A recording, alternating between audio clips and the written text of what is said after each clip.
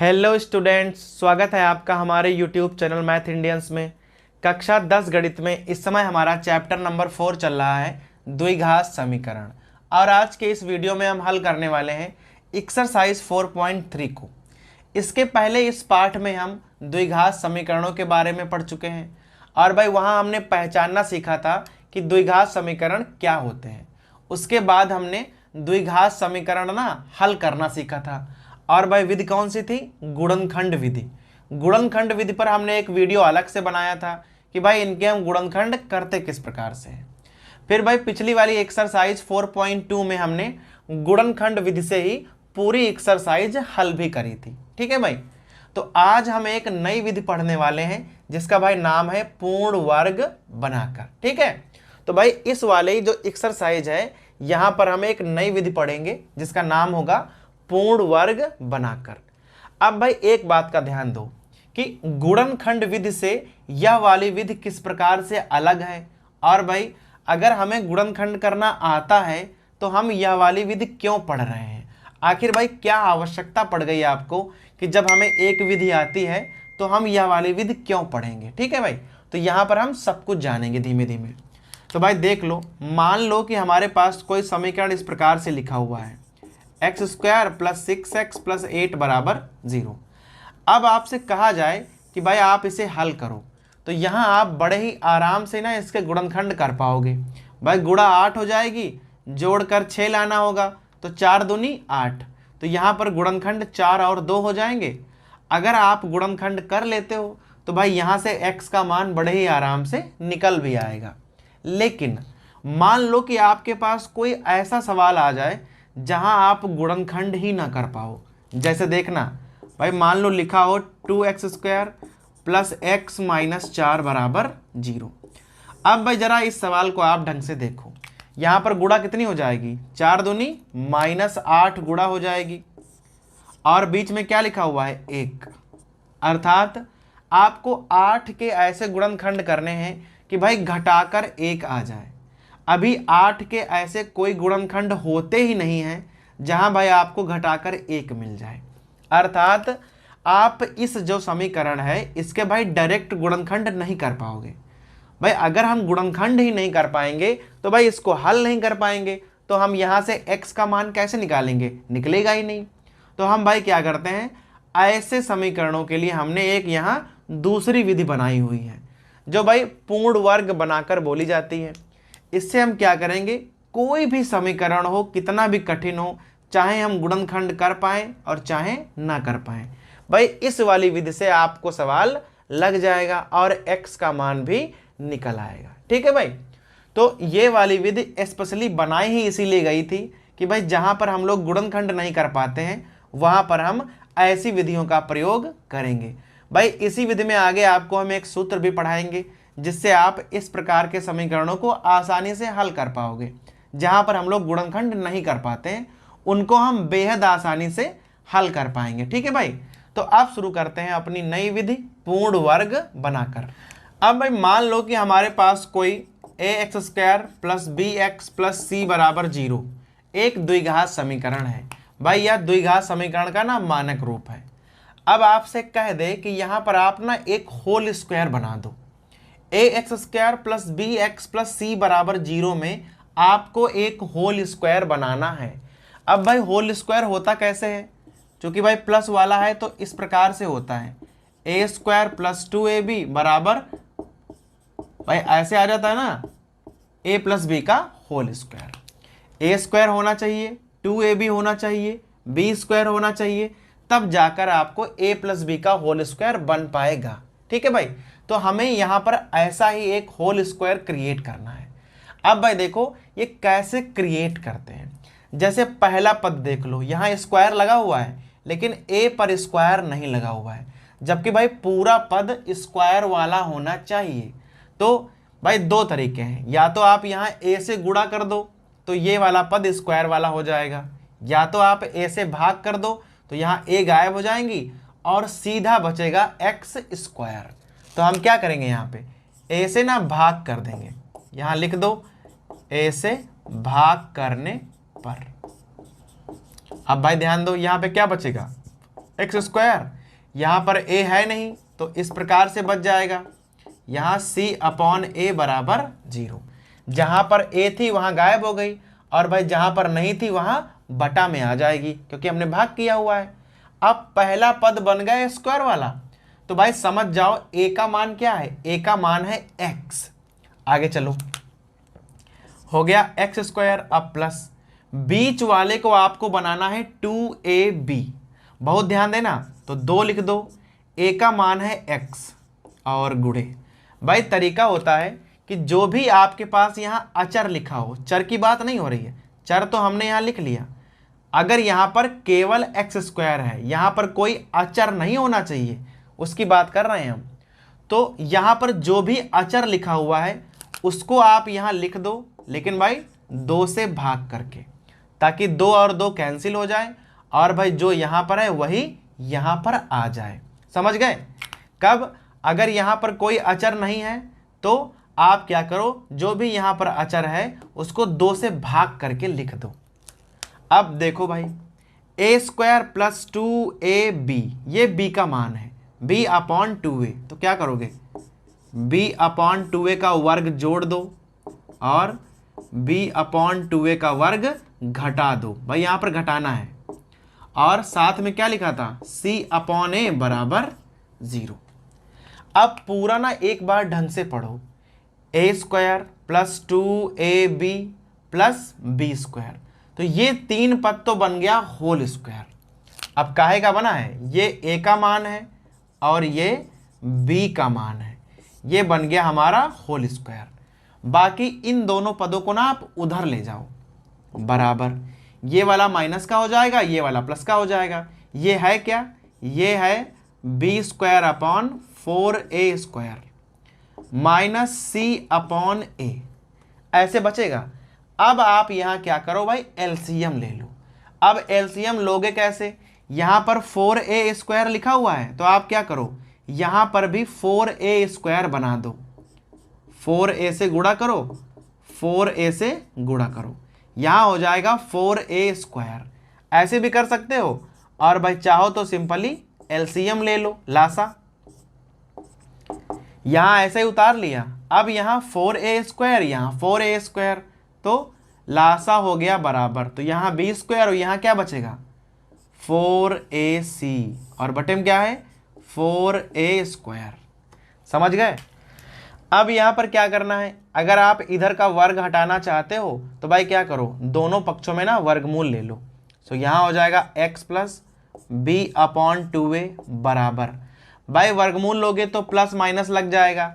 अब यहाँ होता क्या है कि आप जिसका वर्गमूल निकाल सकते हो उसका निकाल लो, और भाई जिसका नहीं निकाल सकते हो उस पर आप अंडर रूट लगा के लिख दो। तो ऊपर वाले का तो हम निकाल नहीं सकते, लेकिन नीचे है 4a स्क्वायर, इसका हम निकाल सकते हैं, 2a हो जाएगा। अब ध्यान देना, b अपॉन 2a और यहाँ भी अपॉन 2a, लासा बराबर है, तो ये संख्या आप उधर ले जाओ। सो x बराबर क्या हो जाएगा, माइनस b अपॉन 2a। भाई इधर प्लस का है तो उधर जाएगा माइनस का हो जाएगा। फिर यहाँ है plus minus b square minus 4ac और अपॉन 2a। ठीक, अब भाई सबको एक में लिख लो, क्योंकि लासा ना एक जैसा है, तो माइनस b प्लस माइनस यहाँ हो जाएगा b स्क्वायर माइनस 4ac और अपॉन 2a। सो भाई ये बन गया हमारा सूत्र x वाला। ठीक है, तो भाई इस प्रकार से आप होल स्क्वायर बना के x के ना मान निकाल सकते हो। और जो ये वाला हमारा सूत्र है इसे हम क्या बोलते हैं भाई, इसे बोलते हैं द्विघाती सूत्र। हल करने के लिए जो द्विघाती सूत्र होता है वह होता है x बराबर minus b plus minus under root b square minus 4ac upon 2a। अब भाई एक बात का ध्यान रखो, जब आप यहां लिख रहे थे x plus B upon 2a का होल स्क्वायर, और ये जैसे ही आपने भाई सामने वाली संख्या का अंडर रूट लिया, ठीक है भाई, अगर अंडर रूट के अंदर संख्या माइनस की आ जाए, यहां पर अंडर रूट के अंदर संख्या माइनस की आ जाए, तो भाई क्या होगा, उसका हम लोग मान नहीं निकाल सकते हैं। अर्थात x का मान इस वाली संख्या पर डिपेंड करता है। कैसे डिपेंड करता है देखिएगा ढंग से। जो ये अंदर वाली संख्या है बी स्क्वायर माइनस 4ac, इसे भाई हिंदी में क्या कहते हैं, इसे बोलते हैं विविक्त कर। भाई अंग्रेजी में कहते हैं डिस्क्रिमिनेंट, और इसे तभी डी बराबर लिखते हैं, मान होता है बी स्क्वायर माइनस 4ac। जो ये बी स्क्वायर माइनस 4ac है यही हमें बताता है कि x के मान किस प्रकार के होंगे। देखना कैसे, अगर बी स्क्वायर माइनस 4ac, अगर बी स्क्वायर माइनस 4ac का मान प्लस का आ जाए, मान लो कोई प्लस की संख्या है, तो भाई प्लस की संख्या है तो उसका वर्गमूल तो हम निकाल लेंगे, अगर नहीं भी निकाल पाएंगे तो अंडर रूट में लिख देंगे। तो भाई यहां पर ना x के दो उत्तर आएंगे, एक प्लस लगाकर और एक माइनस लगाकर। तो यहां क्या होगा, जो हमारे मूल होंगे, भाई मूल का मतलब होता है x के मान, मूल जो होंगे वह वास्तविक होंगे और असमान होंगे। असमान का मतलब है कि भाई मूल हम निकाल तो सकते हैं, वास्तविक तो होंगे, निकाल सकते हैं, और असमान का मतलब है कि भाई मूल अलग अलग आएंगे, अर्थात x के यहां पर दो उत्तर आएंगे। कब, जब बी स्क्वायर माइनस 4ac का मान प्लस का होगा तब। आगे चलो, अगर बी स्क्वायर माइनस 4ac का मान 0 हो तब। अगर भाई ये वाला पूरा 0 हो जाएगा तो x का केवल एक उत्तर आएगा। अगर भाई ये वाला 0 हो जाएगा तो x बराबर क्या आएगा, माइनस बी अपॉन 2a, सीधा एक ही उत्तर आएगा, लेकिन उत्तर आएगा जरूर। तो यहां पर क्या होगा, मूल वास्तविक होंगे लेकिन समान होंगे, अर्थात मूल हम लोग निकाल तो सकते हैं लेकिन भाई मूल बराबर बराबर आएंगे। तो भाई हमको लगेगा कि x का केवल एक उत्तर आया है, ये वाला पूरा 0, तो x का यहां पर केवल एक ही उत्तर आएगा। लेकिन अगर बी स्क्वायर माइनस 4ac का मान माइनस में आ जाए, अब अगर इसका मान आ गया माइनस में तो भाई माइनस का अंडर रूट तो हम निकाल नहीं सकते। जैसे अगर कहीं पे लिखा हो माइनस अंडर रूट 25, तो भाई इसका मान हाई स्कूल तक निकालना नहीं सिखाया जाता है।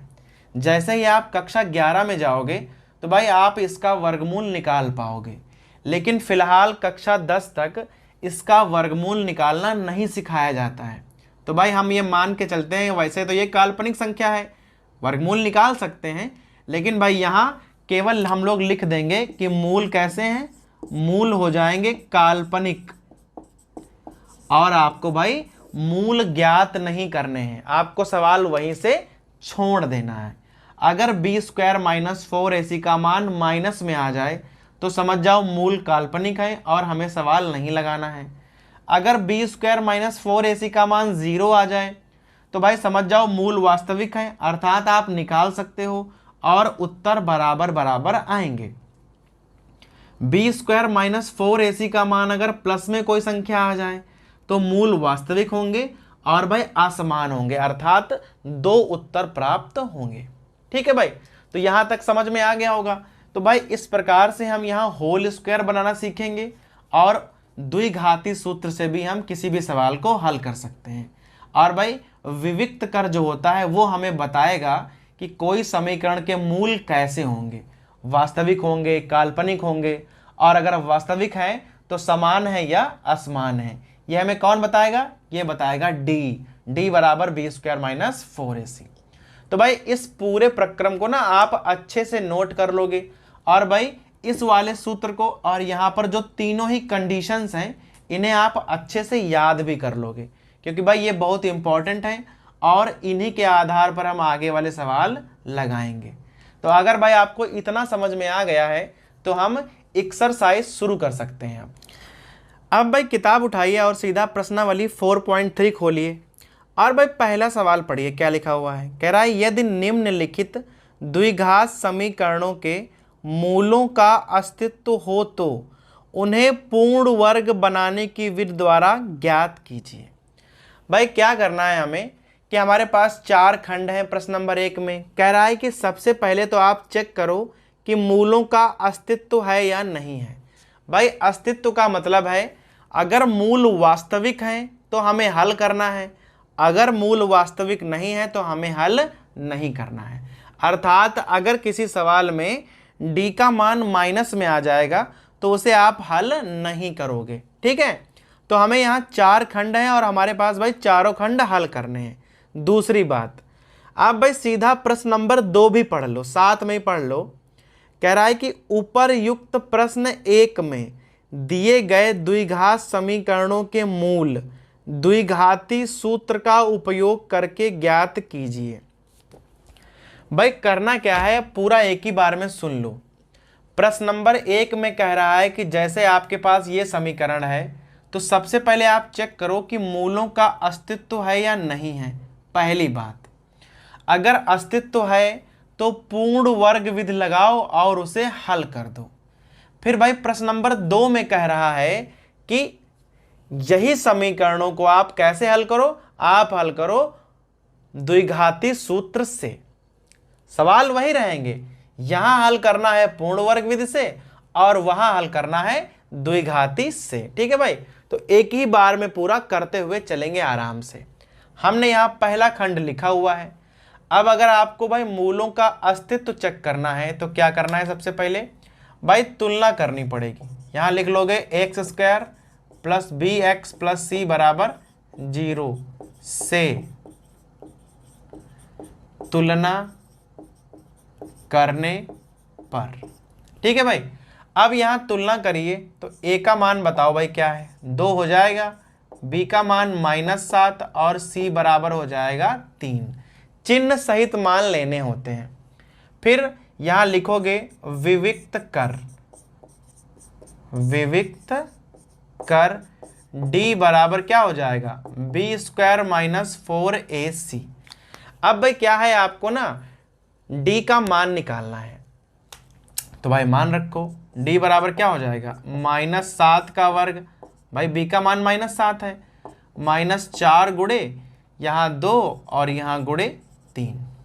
-7 का वर्ग होगा 49, -4 दूनी 8 तियां 24।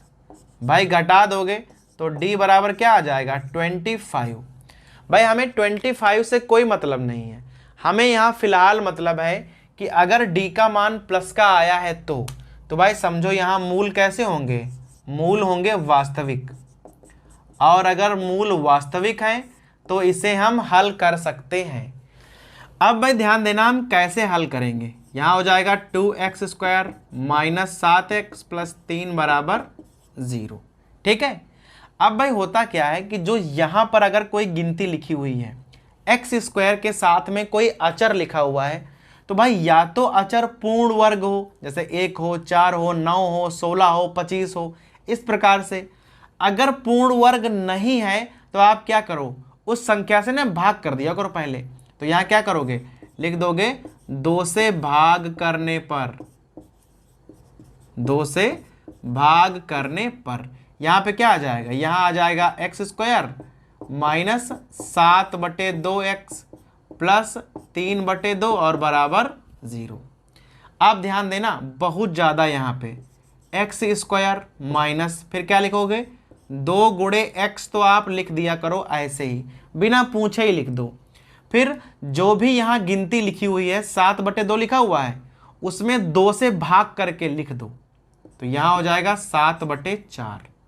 7/2 था, उसमें भी आप 2 से भाग कर दिया करो और वो लिख दिया करो।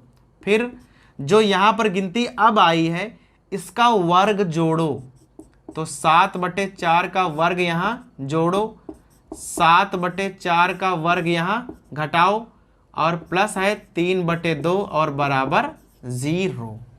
समझ में आ गया, ये बन जाएगा एक होल स्क्वायर। इसको पूरा पढ़ो, a square minus 2ab plus b square, ये बन जाएगा x माइनस 7/4 का वर्ग।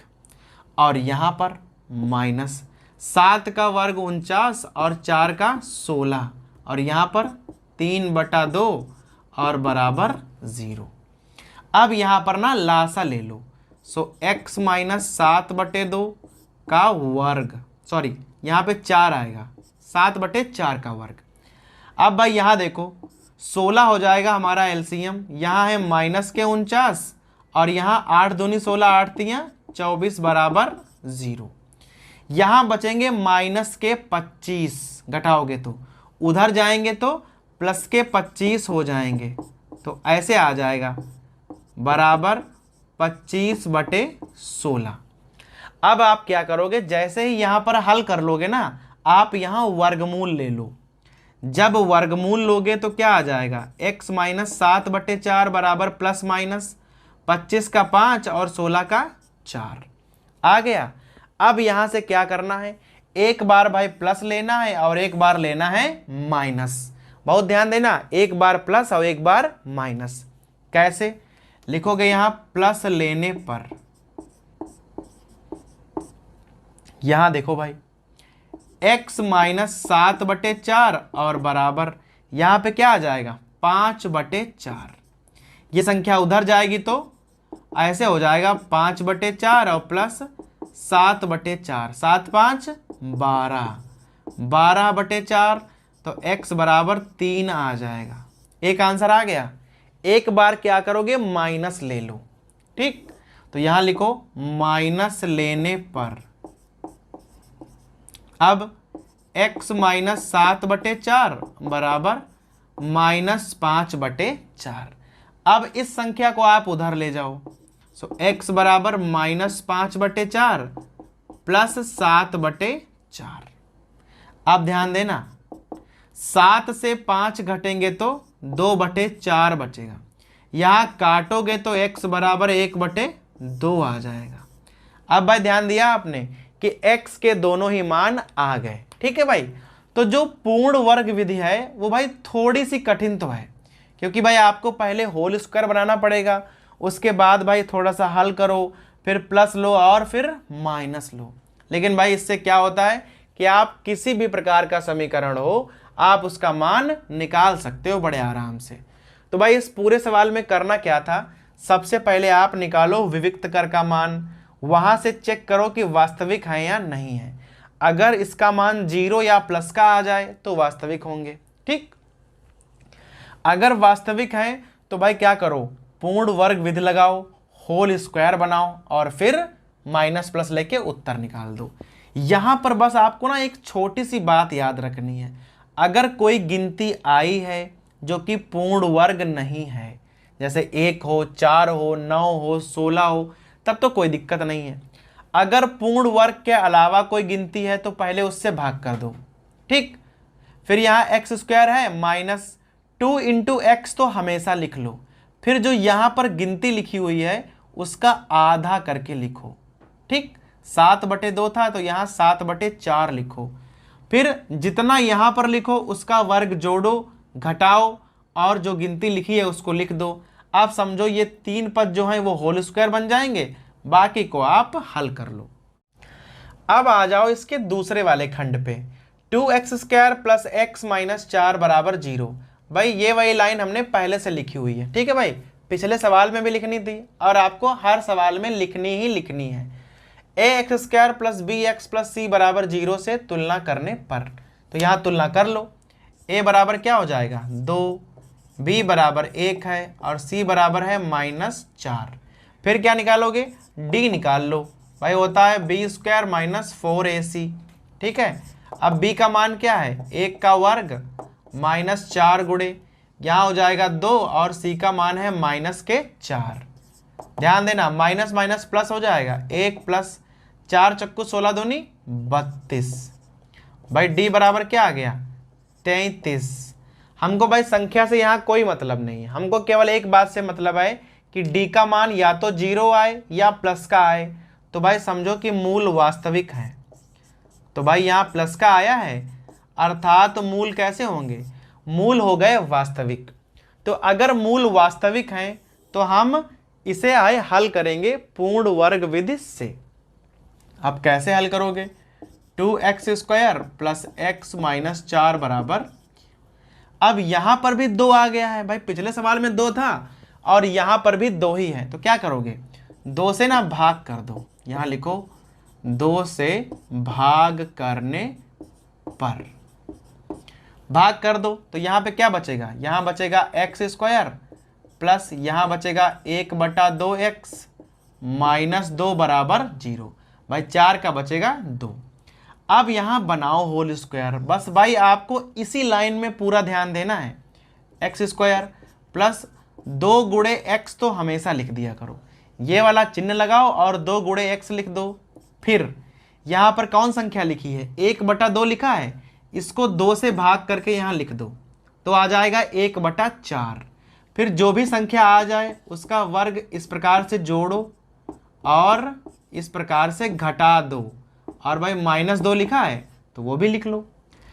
अब जो यहाँ शुरुआती 3 पद हैं a² + 2ab + b², ये बन जाएंगे हमारा भाई होल स्क्वायर, x + 1/4 का वर्ग।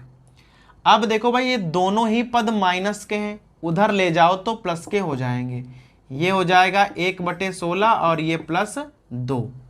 अब यहाँ हमें जोड़ना है, ध्यान देना, x + 1/4 का वर्ग बराबर 16 दूनी 32 और 32 और 1 33/16।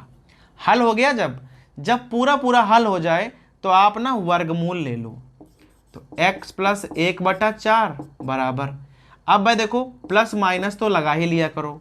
अब 33 का वर्ग पूरा पूरा नहीं निकल सकता है, तो जिसका पूरा पूरा नहीं निकले अंडर रूट लगा दो, 16 का हो जाएगा 4, तो आ जाएगा √33/4।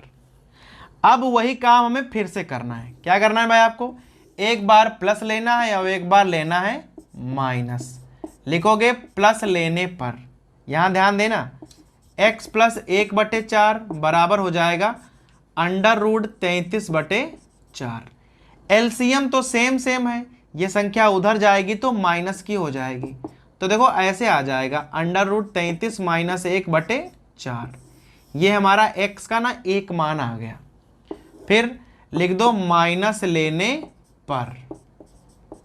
जब भाई माइनस लोगे तो ये वाली संख्या माइनस की हो जाएगी, x + 1/4 बराबर -√33 और बटे 4। ये संख्या उधर जाएगी तो भाई इस बार दोनों ही संख्याएं माइनस की हो जाएंगी, तो ऐसे आ जाएगा √33, यहाँ -1 कर दो बटे 4। ये हमारा भाई दूसरा मान हो गया।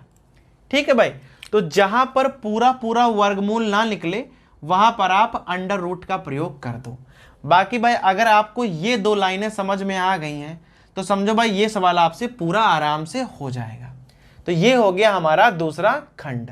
तो भाई इन सवालों को ना बड़े ही आराम से आपको लगाना है ताकि भाई पूर्ण वर्ग विधि आपको आसान लगने लगे। अब आ जाओ इसके तीसरे वाले खंड पे। क्या लिखा हुआ है, 4x² + 4 √3x + 3 बराबर 0। भाई ये वाली लाइन हमने पहले से लिखी हुई है। ax² + bx + c बराबर 0 से तुलना करने पर, तुलना कराओ भाई जरा। यहाँ पे a बराबर 4 हो जाएगा, b बराबर 4 √3 और c बराबर हो जाएगा 3। अब निकालो d का मान। d क्या होता है, विविक्त कर, b² - 4ac। सबके मान रख दो d बराबर में। भाई b का मान है 4 √3, इसका लगा दो वर्ग, -4 गुणे a का मान 4 है और c का मान है 3। d बराबर, अब भाई यहाँ वर्ग करना सीखो। 4 का वर्ग 16, √3 का 3। अगर भाई कोई संख्या अंडर रूट में है और उस पर स्क्वायर लगा दो आप तो क्या होगा, अंडर रूट गायब हो जाएगा। तो 4 का 16, √3 का 3 और 16 तियां 48 माइनस 4 चक्कू 16 तियां 48। तो भाई d का मान क्या आ गया, d का मान 0 आ गया। अगर 0 आए या प्लस का आए तो मूल वास्तविक होते हैं, तो भाई यहाँ पर भी मूल हमारे वास्तविक आ गए हैं। लेकिन भाई अगर d का मान 0 है तो मूल वास्तविक तो होंगे लेकिन समान होंगे। समान का मतलब है जो आपका समीकरण है ये होल स्क्वायर है, ये हमें होल स्क्वायर बनाना नहीं पड़ेगा भाई, बना बनाया है, बस खाली आपको शो करना है कि कैसे है। देखना ढंग से, 4x² + 4 √3x + 3 बराबर 0। अब यहाँ ध्यान दो भाई x² के साथ में संख्या लिखी है 4 और जो 4 होते हैं वह पूर्ण वर्ग होते हैं। तो हमें यहाँ 4 से भाग करने की कोई ज़रूरत नहीं पड़ेगी, आप सीधा ही यहाँ पर वर्ग लिख सकते हो। भाई ये हो जाएगा 2x का वर्ग, ठीक है, प्लस 2 गुणे, अभी तक हम यहाँ x लिखते थे क्योंकि भाई यहाँ x होता था, अब यहाँ 2x है तो हमने यहाँ 2x लिख दिया।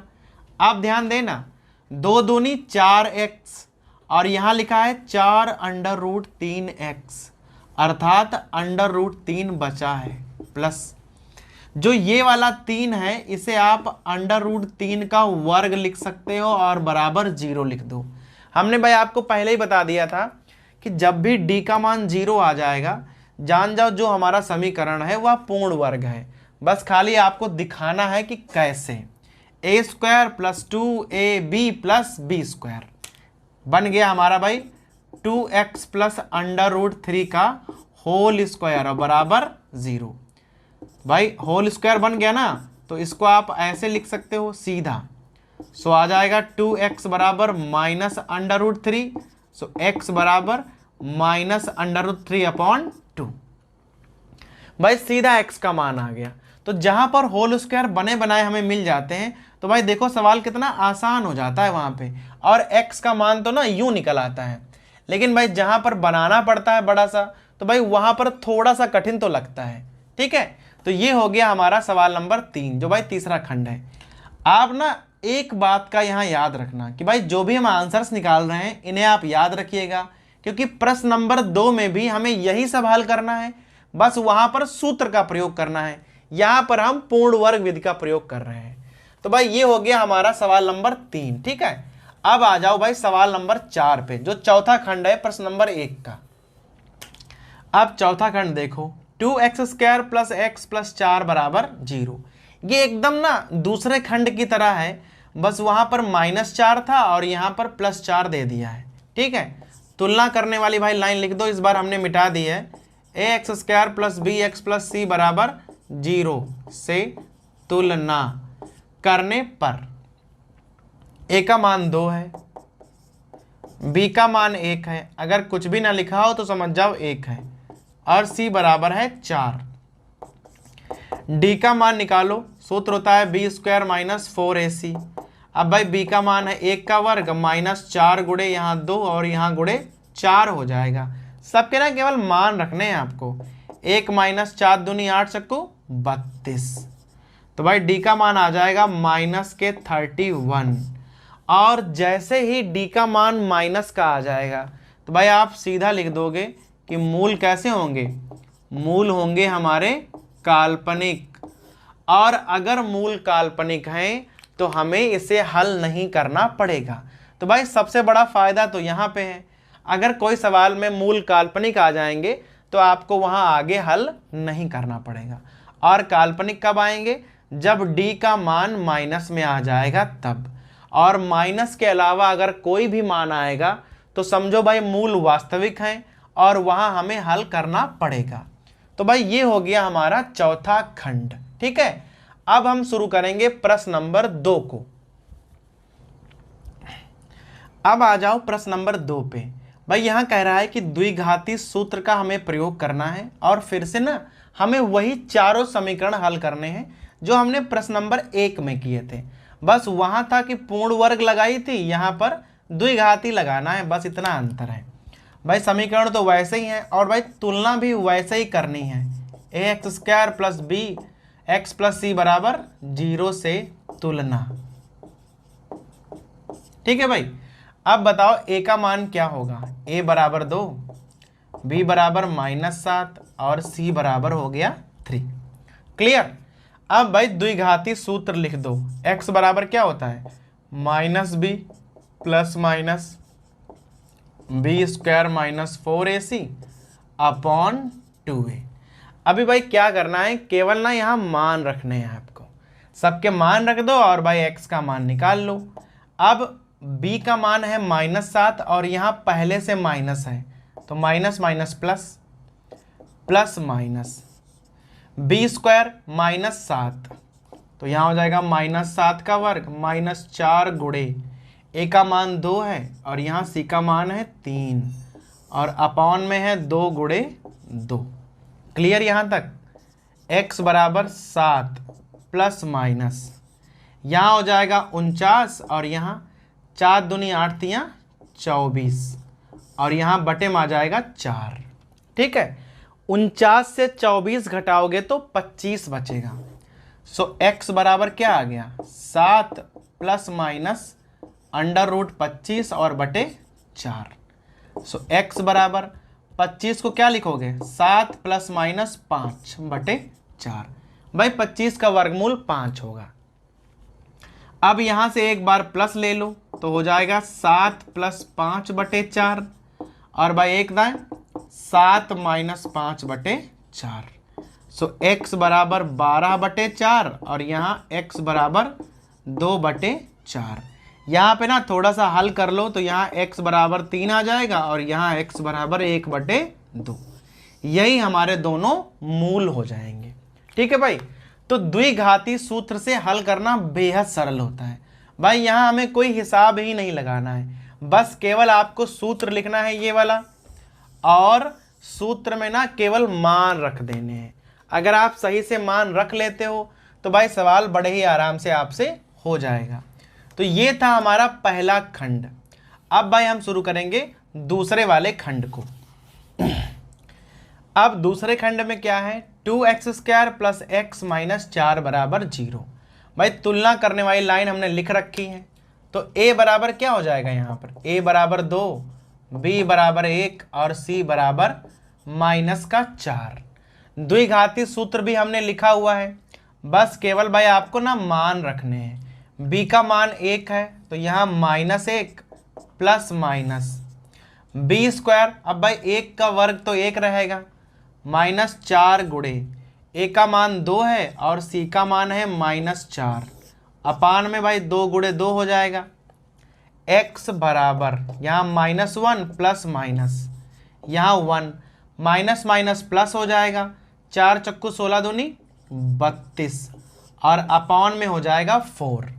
अब भाई यहाँ 32 1 33 हो जाएगा। सो x बराबर -1 प्लस माइनस अंडर रूट 33 और बटे 4। भाई नीचे 4 है, अब क्या करना है? एक बार प्लस ले लो। सो x बराबर हो जाएगा -1 प्लस अंडर रूट 33 और बटे 4। और भाई एक बार यहाँ माइनस ले लो। सो x बराबर -1 माइनस अंडर रूट 33 और बटे 4। अब भाई देख रहे हो आप कि द्विघाती सूत्र से कितने आराम से यहाँ आंसर्स आ जाते हैं, लेकिन यहाँ पर जब हम पूर्ण वर्ग विधि लगा रहे थे तो भाई सवाल कितने बड़े बड़े हो जाते हैं, जबकि द्विघाती सूत्र से भाई सवाल हल करना बेहद आसान होता है। अब आ जाओ भाई इसके तीसरे वाले खंड पर। अब तीसरा खंड देख लो, 4x² plus 4 under root 3x plus 3 बराबर 0। तुलना कर लीजिए तो a बराबर क्या आ जाएगा? a बराबर 4 है, b बराबर है 4 अंडर रूट 3 और भाई c बराबर है 3। द्विघाती सूत्र हमने लिखा हुआ है। अब यहाँ मान रख लो -b, तो भाई हो जाएगा -4 under root 3 plus minus b का मान है 4 अंडर रूट 3, उसका वर्ग कर दो -4 गुणे a का मान 4 है और c का मान है 3। अपॉन में आ जाओ, यहाँ भाई हो जाएगा 2 गुणे 4। क्लियर हो गया यहाँ तक? x बराबर -4 under root 3 plus minus 4 under root 3 का वर्ग हो जाएगा 48। सवाल नंबर 1 में आपको बताया था हमने। और यहाँ 4 4 16 और 3 48 और अपॉन में है 4 दूनी 8। ये वाला पूरा पार्ट 0 हो जाएगा। तो भाई x बराबर क्या बचेगा? -4 अंडर रूट 3 और बटे 8। इतना ही तो बचेगा भाई, ये वाला पार्ट तो 0 हो गया। अब सीधा आंसर क्या आ जाएगा हमारा? x बराबर यहाँ काट दो 2 से, तो -3 अंडर रूट अपॉन 2। तो भाई ये हो जाएगा हमारा x का मान। तो ये हो गया हमारा तीसरा खंड। अब भाई सीधे आ जाओ चौथे वाले खंड पर। भाई जहां पर d का मान 0 होता है वहां पर क्या होता है? x का केवल एक मान आता है, क्योंकि भाई अंडर रूट वाला पार्ट 0 हो गया तो x का केवल एक ही उत्तर आएगा। तो भाई ये हो गया हमारा सवाल नंबर 3। अब आ जाओ इसके चौथे वाले पार्ट पे। चौथा पार्ट है 2x² प्लस x प्लस 4 बराबर 0। तुलना भाई कर लीजिए। तो तुलना करने पे क्या आ जाएगा, a बराबर है 2, b बराबर 1 है और c बराबर है 4। अब यहाँ x में ना मान रखिए, x बराबर b का मान 1 है तो यहाँ -1 प्लस माइनस b²। अब भाई 1 का वर्ग तो 1 ही होगा, 4 गुणे a का मान 2 है और c का मान है 4, रख लो इस प्रकार से। अपॉन में है 2 गुणे 2। अब x बराबर क्या हो जाएगा, -1 प्लस माइनस 1 माइनस यहाँ आ जाएगा 32 और बटे में आ जाएगा 4। 1 से 32 को घटाओगे तो भाई x बराबर क्या आ जाएगा, -1 प्लस माइनस √31/4। अब भाई ध्यान दे रहे हो आप कि अंडर रूट के अंदर माइनस की संख्या आ गई है, अर्थात भाई यहाँ क्या होगा, मूल काल्पनिक हो जाएंगे। क्योंकि भाई अगर अंडर रूट के अंदर माइनस की संख्या है तो वह काल्पनिक संख्या होगी और यहाँ आप x का मान ज्ञात नहीं कर सकते हो। बस भाई यहीं तक लगा के आप लिख दोगे कि मूल काल्पनिक है और आगे का सवाल हमें नहीं लगाना है। ठीक है भाई, तो ये हो गया हमारा द्विघाती सूत्र। तो भाई ध्यान दिया आपने कि द्विघाती सूत्र से भाई सवाल लगाना बड़ा आसान होता है। पहली बात तो आपको ना गुणनखंड नहीं करने हैं भाई, ध्यान नहीं लगाना है कि गुणनखंड कितने होंगे, गुणा प्लस की है या माइनस की है, कौन सी चीज़ हमें कॉमन लेनी है या नहीं लेनी है। सीधा आपको सूत्र लिखना है, तुलना करनी है और x का मान निकाल देना है। ठीक है, अब प्रश्न नंबर भाई 3 पे नजर डालिए, क्या लिखा हुआ है, निम्न समीकरणों के ना हमें मूल निकालने हैं। तो भाई प्रश्न नंबर 3 में ना 2 खंड हैं, हमें समीकरण दिए हुए हैं और हमें मूल निकालने हैं। और भाई सवाल में उसने कहा नहीं है कि आप किस विधि का प्रयोग करो, चाहे आप गुणनखंड का प्रयोग कर लो, द्विघाती का प्रयोग कर लो या भाई पूर्ण वर्ग बनाकर यूज कर लो। आपकी भाई जो इच्छा करे, जैसा आपको सरल लगे आप लगा सकते हो। तो भाई यहाँ पर आप सवाल को पहले लगाओगे कैसे, अगर यहाँ अपॉन में x है तो x ना एलसीएम ले लो, तो यहाँ x की गुणा हो जाएगी, आ जाएगा x², -1 बचेगा और बराबर में है 3, तिरछी गुणा कर दो तो यहाँ आ जाएगा x² - 1 बराबर 3x। अब 3x को ना इधर ले आओ, x² - 3x - 1 बराबर 0। अब भाई ये कोई नॉर्मल सवाल तो है नहीं जहां आप बड़े ही आराम से गुणनखंड कर लोगे, यहाँ आप गुणनखंड नहीं कर पाओगे। तो आप द्विघाती का प्रयोग करो, सीधा क्या करोगे, x² plus bx plus c बराबर 0 से तुलना कर लो। ठीक है, यहाँ भाई a का मान क्या हो जाएगा, a बराबर 1, b बराबर -3 और c बराबर आ जाएगा -1। अब यहाँ आप ना द्विघाती सूत्र लिख लो। अब भाई सूत्र क्या होता है, x बराबर -b plus minus b² - 4ac upon 2a। अब केवल सबके ना मान रख दो, b का मान -3 है, यहाँ एक माइनस पहले से लगा हुआ है तो माइनस माइनस प्लस और यहाँ प्लस माइनस, b का वर्ग -3 का वर्ग कर दो -4 गुणे a का मान 1 है और c का मान -1 है तो 1 और भाई -1 अपॉन में 2a है, तो इस प्रकार से हो जाएगा x बराबर यहाँ 3 प्लस माइनस -3 का वर्ग 9 और माइनस माइनस प्लस यहाँ 4 हो जाएगा, अपॉन में 2 हो जाएगा। सो x बराबर 3 प्लस माइनस 9 4 13 और बटे 2, ये आ गया हमारा x का मान। अब यहाँ से आप चाहो तो भाई 2 मान निकाल लो, एक बार प्लस का निशान लगा दो ऐसे बटा दो और भाई एक बार आप माइनस का निशान लगा दो इस प्रकार से और बटा 2, ये हो गए आपके आंसर। तो भाई इस प्रकार से ना द्विघाती सूत्र से आपको गुणनखंड करने की कोई आवश्यकता नहीं है, आप सीधा ही आंसर निकाल सकते हो। अब भाई आ जाओ दूसरे वाले खंड पर, लिखा है 1/x + 4 -1/x-7 बराबर भाई 11/30। और भाई सामने लिख देता है कि x का मान -4 नहीं होना चाहिए, -4 होगा तो ये वाला 0 हो जाएगा और वैल्यू इनफाइनाइट हो जाएगी। 7 होगा तो यहाँ पर 0 हो जाएगा और भाई यहाँ पर वैल्यू इनफाइनाइट हो जाएगी। बटे में कभी भी 0 नहीं होना चाहिए।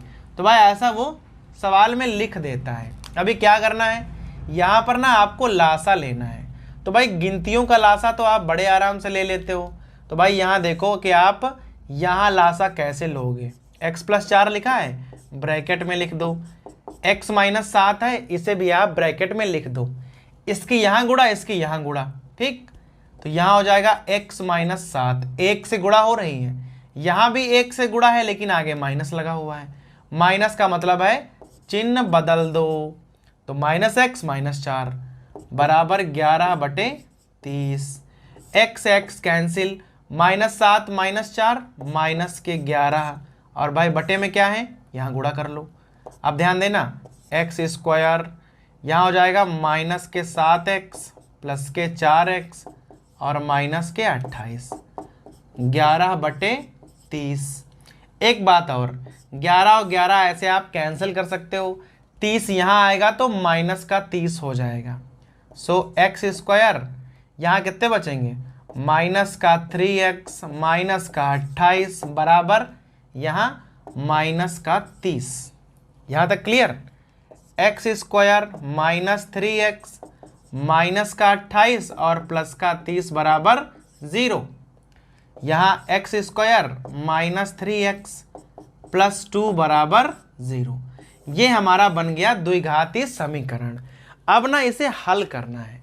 तो भाई आपको बताया था कि आप यहाँ स्वतंत्र हो, क्योंकि भाई कोई विधि नहीं लिखी है किससे हल करना है। आपका जो मन करे आप लगा सकते हो। ये भाई हमने यहाँ दोबारा उतार लिया सवाल को। तो पहले तो देखा करो कि क्या इसके आप गुणनखंड कर पाओगे। तो यहाँ 2 1 कम 2 और 2 और 1 मिला के होते हैं 3, अर्थात हम यहाँ गुणनखंड कर लेंगे। अगर भाई कर लेंगे तो आप गुणनखंड ही कर लिया करो ऐसे, तो भाई थोड़ा आसान हो जाता है। 2 कम 2 और 2 और 1 3 ऐसे किया है हमने। सो यहाँ x हो जाएगा x-2 और यहाँ -1 हो जाएगा x-2 बराबर 0। अब यहाँ x-2 कॉमन ले लो तो यहाँ x-1 बराबर 0 ऐसे आ जाएगा। फिर x-2 बराबर 0, x बराबर 2 आ गया। फिर यहाँ x-1 बराबर 0 और यहाँ x बराबर 1 आ गया। तो भाई देखा कि जब गुणनखंड हो जाते हैं तब भी सवाल काफ़ी आसान लगता है, लेकिन भाई कठिन तब लगता है जब गुणनखंड हमसे हो नहीं पाते, तब हम वहाँ द्विघाती सूत्र का प्रयोग कर सकते हैं। ठीक है, तो यहाँ x का मान आ गया 2 और 1। तो भाई इस प्रकार सवाल नंबर 3 हो गया है। अब भाई इस प्रश्नावली में कुल मिलाकर 11 सवाल हैं, जिसमें हमने सवाल नंबर 1, 2 और 3 को हल कर डाला है। अब भाई 4, 5, 6, 7, 8, 9, 10, 11 ये सब सवाल भाषा वाले सवाल हैं भाई, जिन्हें हम अगले वीडियो में हल करेंगे। ठीक है।